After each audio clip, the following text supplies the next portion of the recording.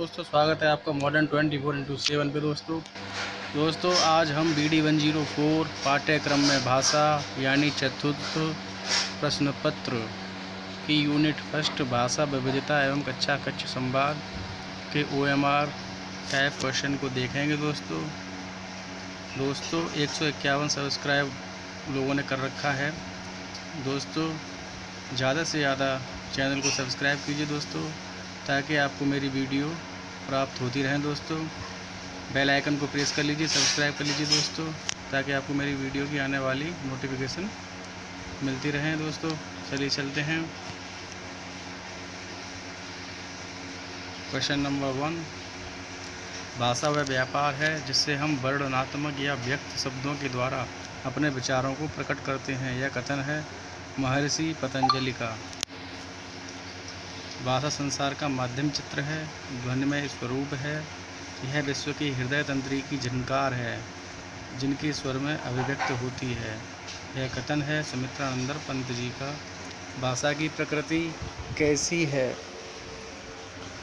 तो भाषा अभिव्यक्ति का साधन है, भाषा अर्जित संपत्ति है, भाषा का अर्जन अनुकरण द्वारा होता है। तो उपरोक्त सभी राइट आंसर होगा। भाषा का महत्व क्यों है? भाषा विचार आदान प्रदान का साधन है, भाषा सामाजिक संबंधों के लिए आवश्यक है, भाषा ज्ञान प्राप्ति का मूल साधन है। उपरोक्त सभी राइट आंसर होगा। भाषा को प्रभावित करने वाला कारक है, तो बुद्धिलब्धि, आर्थिक एवं सामाजिक स्थिति, प्रशिक्षण का प्रभाव। उपरोक्त सभी भाषा को प्रभावित करने वाले कारक हैं। भारतीय संस्कृति की विविधता दर्शाने वाला कारक है, तो भौगोलिकता विविधता, धार्मिक और आर्थिक विविधता। उपरोक्त सभी भारतीय संस्कृति की विविधता दर्शाने वाले कारक हैं। साइमन कमीशन की रिपोर्ट के अनुसार भारत में व्यवहार में लाई जाने वाली भाषाओं की संख्या है 222। भारतीय संविधान में संघ सरकार ने संचार के लिए 2 भाषाओं को मान्यता दी है। वे भाषाएं हैं हिंदी और अंग्रेजी। भारत की राजभाषा है हिंदी। भारत में प्रमुख रूप से कितने भाषा संबंधी परिवार हैं? तो 5 भाषा संबंधी परिवार हैं। भारत में भाषा संबंधी परिवार हैं इंडो आर्यन भी हैं, द्रविड़ भी हैं, ऑस्ट्रो एशियाटिक भी हैं। उपरोक्त सभी राइट आंसर होगा। भारत के संविधान के अनुसार इस समय मान्यता प्राप्त राष्ट्रीय भाषाओं की संख्या 22 है। दोस्तों भारतीय संविधान में 8वीं अनुसूची के अनुसार मूल रूप से कितनी भाषाओं को सम्मिलित किया गया था? तो 14 भाषाओं को सम्मिलित किया गया था मूल रूप से। दोस्तों बाद में 8 भाषाओं को ऐड करके 22 भाषाएं हो गई थी। भारत में 71वें और 92वें में संशोधन के बाद कितनी और भाषाओं की सूची में जोड़ा गया था? तो 8 भाषाओं को जोड़ा गया था। भाषा विविधता का कारण है भौगोलिक स्थिति, अपने समूह के साहित्य के प्रति प्यार और क्षेत्रवाद। उपरोक्त सभी भाषा विविधता के कारण हैं। राज्य पुनर्गठन आयोग कब बना था? तो दोस्तों राज्य पुनर्गठन आयोग 1953 में बना था। द्विभाषिकता का पक्ष है बाहरी तथा आंतरिक द्विभाषिकता, सामाजिक तथा व्यक्तिगत द्विभाषिकता, औपचारिक और अनौपचारिक द्विभाषिकता। तो उपरोक्त सभी द्विभाषिकता के पक्ष हैं। पहला बड़ा भाषा संघर्ष कहाँ हुआ था? तो ये हुआ था आपके तमिलनाडु में। द्विभाषिकता का लाभ है यह बौद्धिक विकास में सकारात्मक प्रभाव डालती है, यह बच्चे के मानसिक विकास को बढ़ाती है, इससे व्यक्ति की रुचि में लचीलापन आता है। तो उपरोक्त सभी राइट आंसर होगा। दोस्तों भारत एक देश है, तो बहुभाषी देश है। भारत में कितनी भाषाएं स्कूलों से अध्यापन के प्रयोग में लाई जाती हैं? तो 55 भाषाएं स्कूलों में अध्यापन के प्रयोग में लाई जाती हैं। बहुभाषिता से लाभ हैं, रोजगार के उपयुक्त अवसर प्राप्त हो जाते हैं, 2 समूहों के बीच भावात्मक और संवेगात्मक विचारों के आदान प्रदान का माध्यम बन जाता है, बहुभाषी बालकों में संवेगात्मक लचीलापन तथा किसी कार्य को बेहतर रूप से करने का कौशल विकसित होता है। तो उपरोक्त सभी राइट आंसर होंगे। किस आयोग की शिक्षा का माध्यम भाषा के लिए सुझाव दिया है कि प्राथमिक स्तर पर मातृभाषा या स्थानीय भाषा के सिद्धांतों का पालन किया जाना चाहिए तथा माध्यमिक स्तर पर शिक्षा का माध्यम पूर्ण रूप से अंग्रेजी को बनाने पर बल दिया? ये दिया था दोस्तों भारतीय शिक्षा आयोग 1882। भारतीय शिक्षा आयोग 1882 1982 भारतीय शिक्षा आयोग 1882 को हंटर कमीशन के नाम से भी जाना जाता है। कलकत्ता विश्वविद्यालय आयोग 1917 को किस अन्य नाम से भी जाना जाता है? तो कलकत्ता विश्वविद्यालय आयोग 1917 को सैडलट आयोग के नाम से जाना जाता है। इस आयोग ने कहा कि माध्यमिक विद्यालयों में अंग्रेजी व गणित को छोड़कर अन्य सभी विषय मातृभाषा में पढ़ाए जाएं। तो कलकत्ता विश्वविद्यालय आयोग 1917 ने। यह किसका कथन है कि बालक का विकास उसकी मातृभाषा में ही हो सकता है, क्योंकि वह इस भाषा को जन्म से ही सीखता है? तो ये कहा था महात्मा गांधी जी ने। यह किस समिति आयोग ने कहा कि शिक्षा का माध्यम मातृभाषा हो और लिपि के रूप में देवनागरी और अरबी दोनों का प्रचलन होना चाहिए? तो ये कहा था खेर समिति ने। किस आयोग ने उच्च स्तर पर क्षेत्रीय भाषा मातृभाषा, संघीय भाषा मातृभाषा और अंग्रेजी को शिक्षा का माध्यम बनाने पर बल दिया था? तो ये दिया था विश्वविद्यालय शिक्षा आयोग ने। विश्वविद्यालय शिक्षा आयोग का अन्य नाम है, तो यह है राधा कृष्ण आयोग। माध्यमिक शिक्षा के पाठ्यक्रम में भाषा, प्रादेशिक भाषा या मातृभाषा, निम्न में से एक भाषा हिंदी या अंग्रेजी या घर पर अंग्रेजी, एक अन्य आधुनिक भाषा, हिंदी को छोड़कर एक शास्त्रीय भाषा। तो इसमें होगा प्रादेशिक भाषा या मातृभाषा। माध्यमिक शिक्षा आयोग को जाना जाता है मुदालियर आयोग के नाम से। राष्ट्रीय शिक्षा आयोग 1964-66 के अध्यक्ष थे प्रोफेसर दौलत सिंह कोठारी। त्रिभाषा सूत्र का प्रतिपादन केंद्रीय शिक्षा सलाहकार बोर्ड ने कब किया था? तो ये किया था 1956 में। शिक्षक व्यवहार का प्रकार है शाब्दिक और अशाब्दिक दोनों है। कक्षा कक्ष संवाद अंतःक्रिया का उद्देश्य है शिक्षार्थियों का मार्गदर्शन करने में और उन्हें किसी भाषा को सीखने में मदद करना, शिक्षार्थी को उसकी अपनी सीखने की तिथियों को जानने में मदद करना, शिक्षार्थी की सीखने की क्षमता और उसके तथ्यों तथा विचारों के सामान्यीकरण में सहायता करना। तो उपरोक्त सभी कक्षा कक्ष संवाद अंतःक्रिया के उद्देश्य हैं दोस्तों। कक्षा कक्ष अंतःक्रिया का प्रकार है सहयोगपूर्ण सीखना, वाक्यांश और बहस द्वारा सीखना, परस्पर संवाद द्वारा सीखना। उपरोक्त सभी राइट आंसर है दोस्तों। कक्षा निरीक्षण की सामान्यतया कितनी निरीक्षण प्रणालियाँ प्रचलित हैं? तो 2। ब्लूम ने चिन्ह प्रणाली में कितने स्तर बताए हैं? तो 7 स्तर बताए हैं। वर्ग प्रणाली कितने प्रकार की होती है? तो 2 प्रकार की होती है दोस्तों। अंतःक्रिया विश्लेषण की उपयोगिता है। यह एक वस्तुनिष्ठ प्रविधि है जिसके द्वारा कक्षा शिक्षण की अंतःक्रिया का अध्ययन किया जाता है। इसके अंतर्गत कम समय के अंदर होने वाली घटनाओं का अध्ययन किया जाता है। सूक्ष्म शिक्षण हेतु इसे महत्वपूर्ण माना जाता है। तो इसमें से इसका राइट आंसर होगा यह एक वस्तुनिष्ठ प्रविधि है जिसके द्वारा कक्षा कक्ष शिक्षण की अंतःक्रिया का अध्ययन किया जाता है। लैंडर्स की अंतःक्रिया प्रणाली की मान्यता है। तो उपरोक्त सभी होगा इसमें, यानी कि किसी भी कक्षा कक्ष में केवल अशाब्दिक व्यवहार नहीं हो सकता, अधिकांश समय में कोई शाब्दिक क्रिया करता है। छात्रों पर शिक्षक के व्याख्यान तथा पृष्ठपोषण का अत्यधिक प्रभाव पड़ता है। शिक्षक प्रक्रिया में शिक्षक छात्र के मध्य शाब्दिक संप्रेषण महत्वपूर्ण भूमिका निभाता है। तो उपरोक्त सभी होगा इसका right answer. Question number 43, landers ने 10 वर्ग प्रणाली को कितने प्रमुख वर्गों में बांटा है? तो दोस्तों 3 वर्गों में बांटा है। लैंडर्स की अंतःक्रिया विधि विश्लेषण की विशेषता है। यह वैज्ञानिक तथा वस्तुनिष्ठ विधि है। कृत्रिम वातावरण में भी इसका प्रयोग सफलतापूर्वक किया जा सकता है। इसमें पृष्ठपोषण की व्यवस्था होती है। उपरोक्त सभी राइट आंसर होगा दोस्तों। अंतःक्रिया विश्लेषण की प्रक्रिया के अंतर्गत कितनी क्रियाएं होती हैं? तो 2 क्रियाएं होती हैं। लैंडर्स विधि की सीमाएं हैं, तो इस विधि से केवल कक्षा में शाब्दिक व्यवहारों का अध्ययन किया जाता है। इस विधि में पाठ्यक्रम शिक्षण विधियों या प्रकरण पर किसी प्रकार का ध्यान नहीं दिया जाता है। इस विधि में समय एवं शक्ति अधिक व्यय होती है। तो उपरोक्त सभी राइट आंसर होंगे।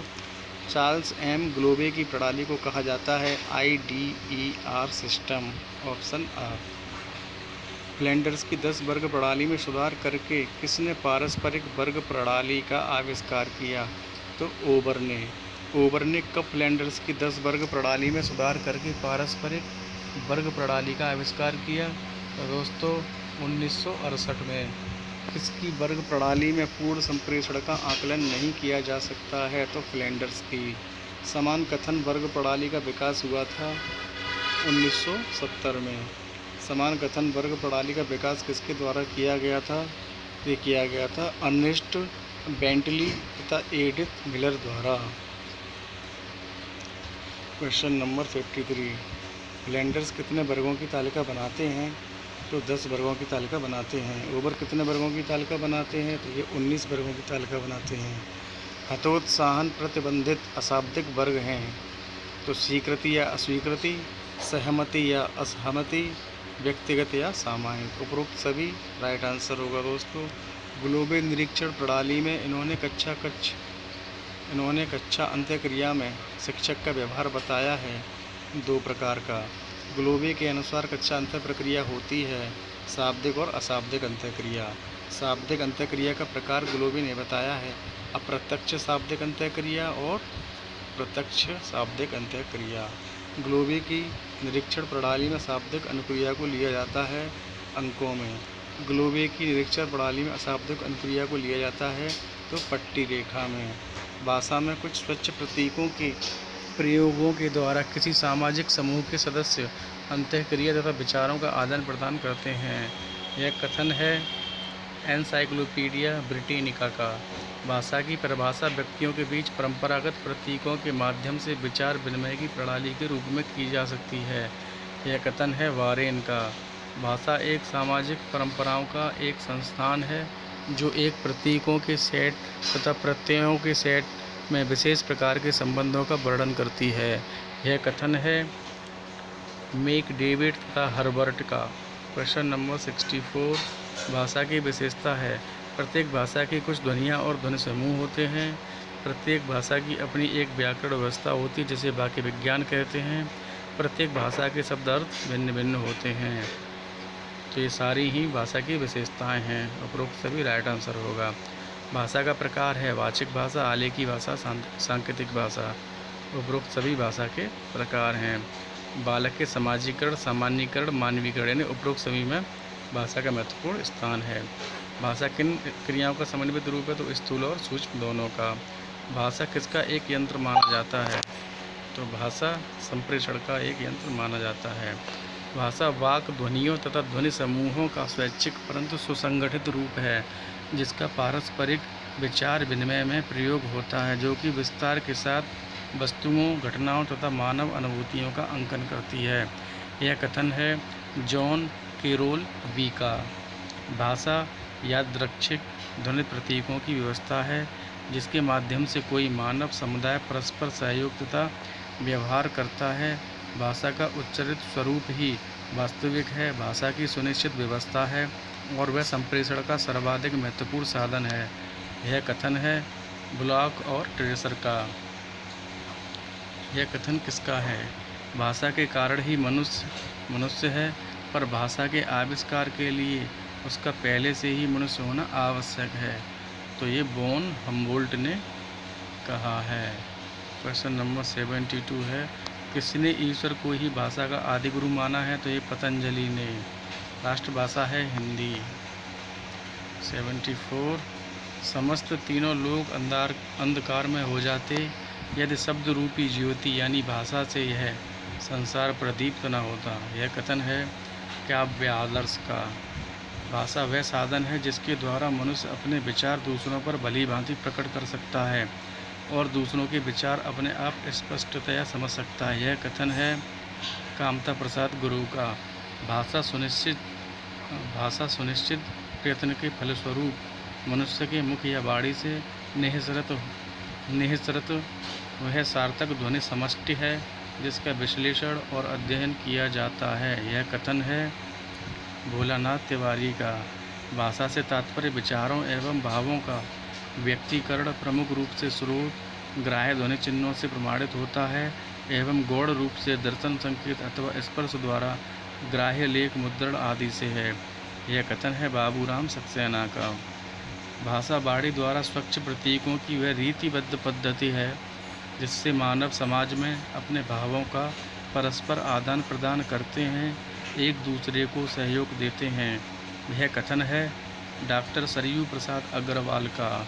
अर्थवान कंठोदीर्ण ध्वनि समष्टि ही भाषा है, यह कथन है सुकुमार सेन का।